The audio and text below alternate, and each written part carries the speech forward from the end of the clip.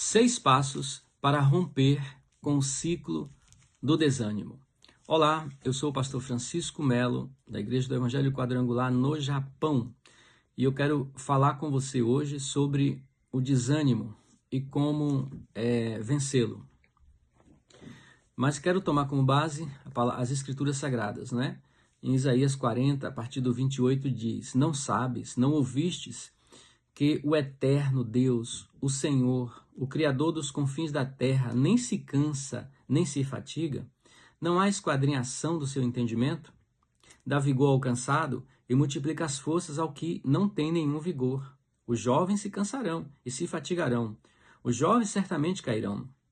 Mas os que esperam no Senhor renovarão as suas forças, subirão com asas como águias, correrão e não se cansarão, caminharão e não se fatigarão.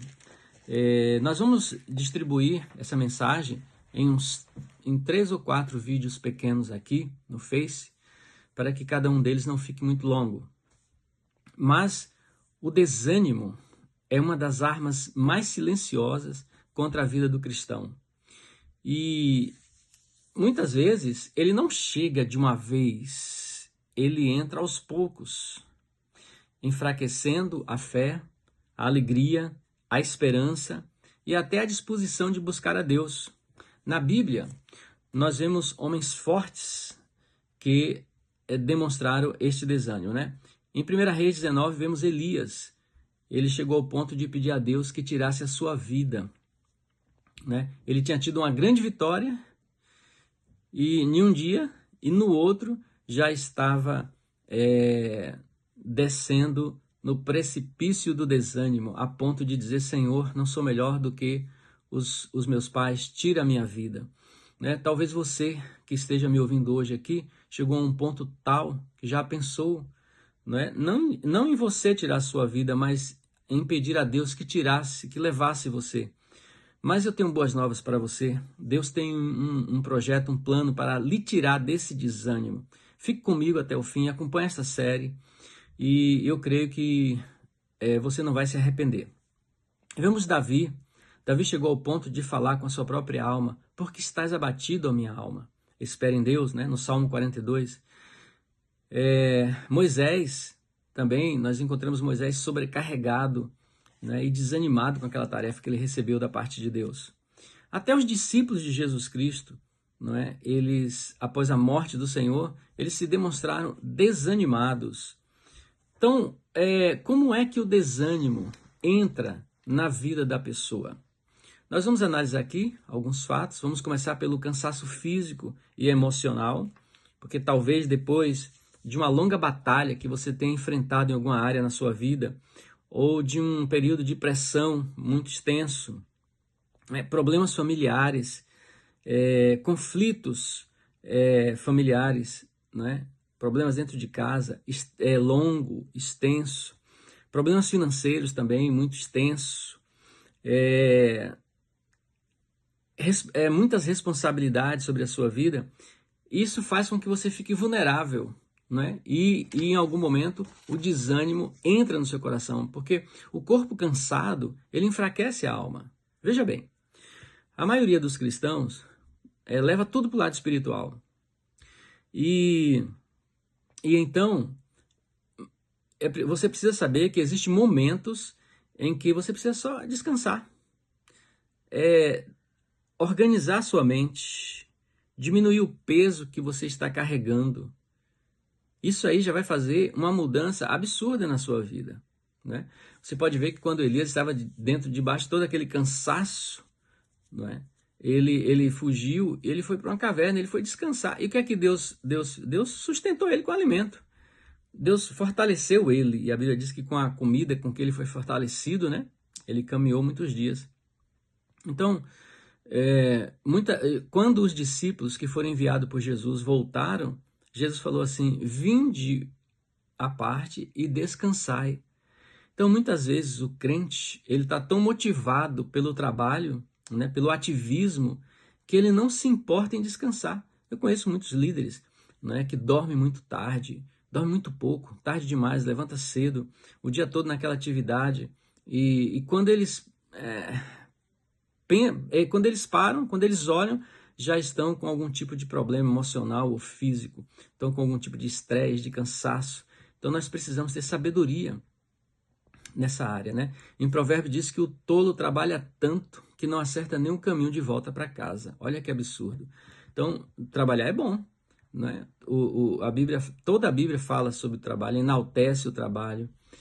Porém, nós temos que ter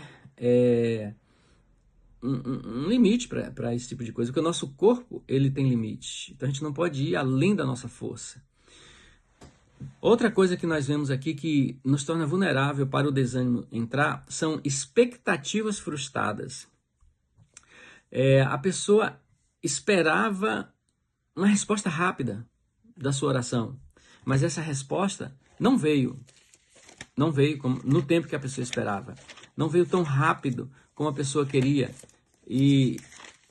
ou esperou um reconhecimento do seu trabalho por parte de alguém, esse reconhecimento não chegou, ou se você é um líder, né, está no ministério, você esperava um crescimento muito grande, mas esse crescimento demorou de chegar, né, ou não chegou ainda.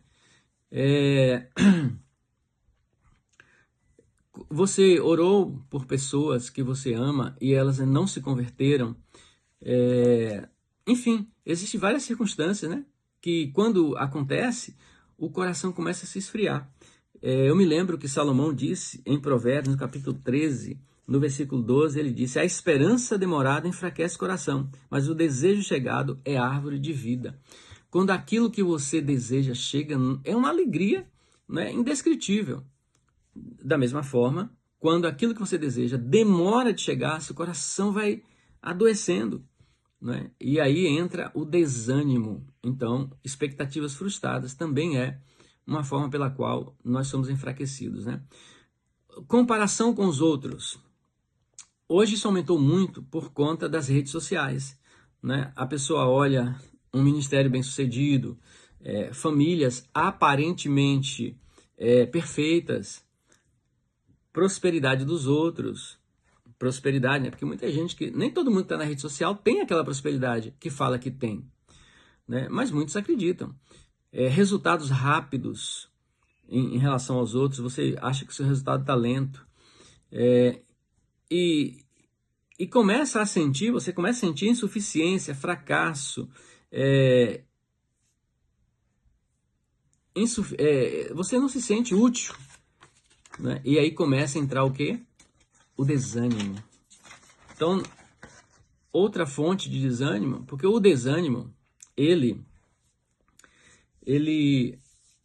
começa a entrar entre a promessa e o cumprimento da promessa, né? É nesse intervalo que, dependendo da demora, o desânimo começa a entrar. Outra razão de desânimo são pecados, culpas e acusações. O inimigo gosta de usar essas coisas, né? A queda de alguém, o erro de outro, o fracasso de outro, acusação de outro, acusações internas nossa mesmo, né? Então aí você começa a pensar: Deus não vai mais me usar, eu não consigo, né, me perdoar, ou coisas desse tipo que você fica se cobrando e não adianta tentar, né? Tem pessoas que já desistiram de tentar. Eu me lembrei da história de um elefante que, quando era pequenininho, amarraram ele vivia num circo, amarrado num toco. Ele muitas vezes tentou sair daquele toco. Todas as vezes ele não conseguia, porque ele era pequeno e o toco para ele era forte.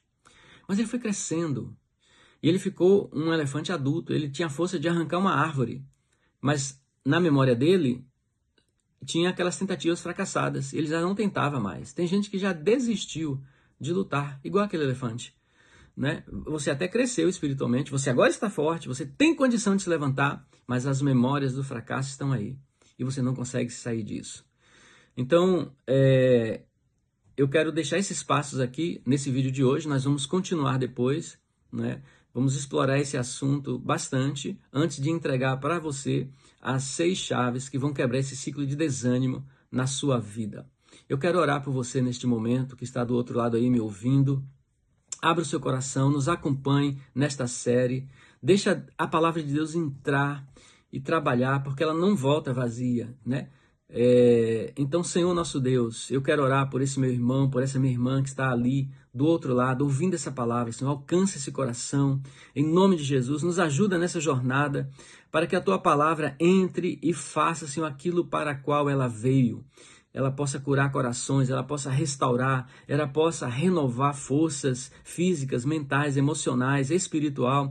Ela possa, Senhor, levantar essa pessoa cujo joelho está tremulante, cujas mãos estão cansadas. Em nome de Jesus, receba um renovo, receba um novo ânimo para a glória do Deus vivo. Amém e amém.